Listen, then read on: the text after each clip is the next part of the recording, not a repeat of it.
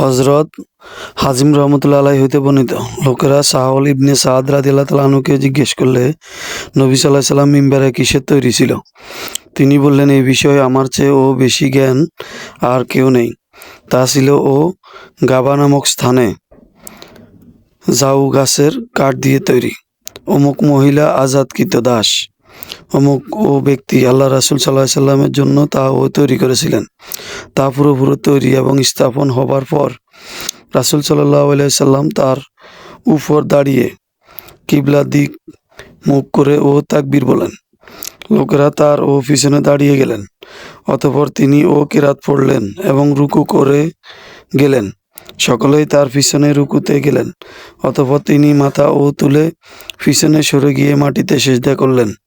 পুনরায় মিম্বারে ফিরে আসলেন এবং কিরাত পড়ে রুকুতে গেলেন।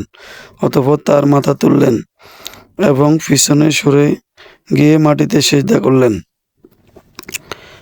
এই হইল মিম্বারের ইতিহাস। আবু আবদুল্লাহ ইমাম বুখারী রহমতুল্লাহ আলাইহি বলেন, আলী ইবনে আবদুল্লাহ রহমতুল্লাহ আলাইহি বলেছেন যে, আমাকে আহমদ ইবনে হাম্বল রহমতুল্লাহ আলাইহি এই হাদিস সম্পর্কে জিজ্ঞেস করেছিলেন এবং বলেছিলেন, আমার ধারণা নবী সাল্লাল্লাহু আলাইহি সাল্লামের চাইতে সবচাইতে উঁচু স্থানে ছিলেন। সুতরাং ইমামের ও মুক্তাদিদের চেয়ে উঁচু স্থানে দাঁড়ানো কোনো দোষ নেই। আলী ইবনে আবদুল্লাহ রহমতুল্লাহ আলাইহি বলেন, আমি আহমদ ইবনে হাম্বল রহমতুল্লাহ আলাইহিকে এবং সুফিয়ান ইবনে উনাইনাহ রহমতুল্লাহ আলাইহিকে এই বিষয়েও বহুবার জিজ্ঞেস করা হয়েছে। আপনি তার ও নিকট এই বিষয়ে কিছু শুনেননি? তিনি জবাব দিলেন, না।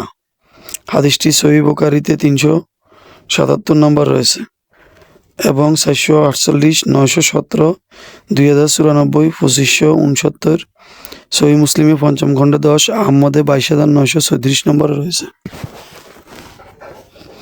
হাদিস নাম্বার 376।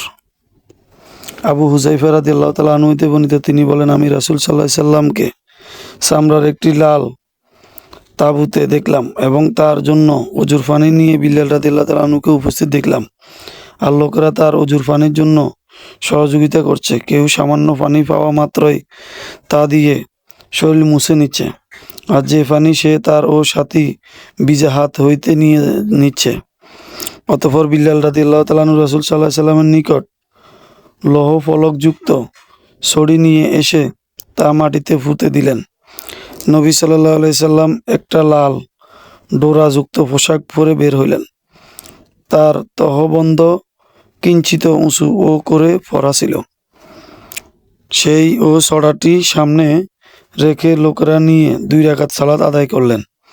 আর মানুষ ও জন্তু জানোয়ার ওই ছড়িটির বাইরে চলাফেরা করছিল।